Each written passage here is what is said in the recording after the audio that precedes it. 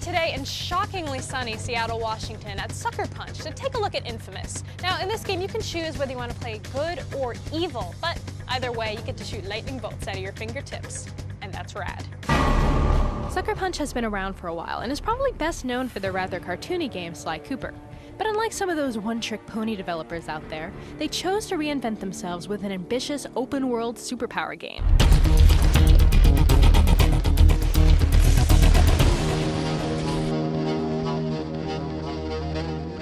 So this game is a superhero, open-world, epic-style game. Who is Cole and why does he have these superpowers to start with? Well, actually, we start the game with a really big explosion. We blow the hell out of a huge chunk of Empire City. And at the center of this blast crater, there's this lone guy who wakes up and is kind of miraculously untouched. And this, of course, is Cole, who suddenly has these kind of super powerful electrical abilities. And so you kind of go through the process of kind of experiencing what it's like to suddenly just have changes thrust upon you in these kind of crazy circumstances. Beside the main storyline, are there any side missions that you can go on? Yeah, actually the game's quite thick with side missions. We have 100 all told, and these are not kind of primary path, and they're really cool because you get to interact with the population on the street. In fact, a lot of them you only get to see if you're being a really good guy or a really bad guy, so there's some exclusive content that it's kind of a bonus if you've achieved, you know, like pure evil or pure goodness. And those happen to be the coolest ones. And there's also these kind of like shards of the earth that got scattered in the blast, and if you kind of collect them, it increases your capacity to store electricity, which is really valuable to Cole because he has to drain electricity from the city's grid to power up his powers. Without electricity, he's nothing. Depending on how you play, your character and the city will show signs of your good or evil nature. In this next portion of the video, we're using Qore vision, so you'll be able to switch views to check out the results of playing good or evil. Since you can make the decision to play as either good or bad, how does karma affect the ultimate gameplay? Karma is actually really fundamental to the game. At a kind of a baseline level, it affects which kind of powers he gets. If he's being a really nice guy, he'll get these powers which help him be quite surgical and direct in taking out guys that he wants, or taking them alive. And if Cole's being a jerk, he gets these really nasty, just smear everyone to the ground powers. On top of that, the city starts to reflect you if you're a jerk or a nice guy. So if you're nice, it gets cleaner, people are helpful to you. If you're a jerk, it gets darker. You see anti-Cole propaganda popping up, people will attack you. And so it's kind of what you would expect if you're a hero or a bad dude.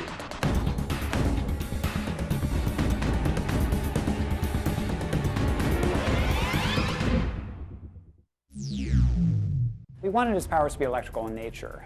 We really thought that made sense. It's an urban superhero game, so he's in a real city. We wanted it to feel like a real city, and one of the things that's most pervasive in any city you go to is electricity. It's all over the place. You see power lines, you see machines running on electricity.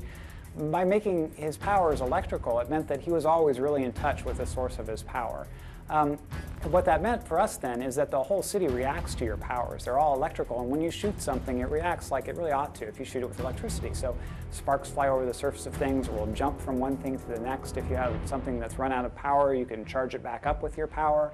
If you have something that in the city has power in it, you can suck it out, so you can use it for your superpowers. For us to do that, then we really needed to be able to author in the city. We needed to kind of annotate every little nook and cranny with how is this going to react when you hit it with electricity. And then we had to build a system that really scaled up to that, so that you can have thousands of things within interaction range with your electricity at any point. We really had to manage that. That was a big technical challenge.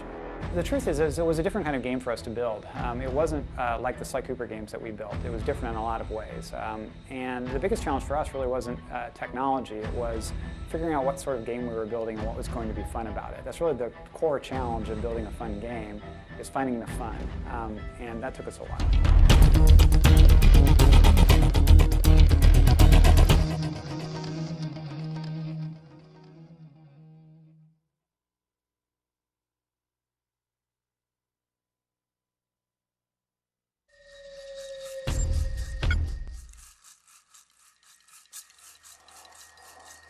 When you finally get your hands on inFAMOUS, you'll probably be too busy jumping and climbing all over the city to fully notice all the amazing particle effects and other visual fireworks that bring the game to life. So we've slowed it down a bit so you can enjoy some of our favorite explosive and electrifying moments in all their glory.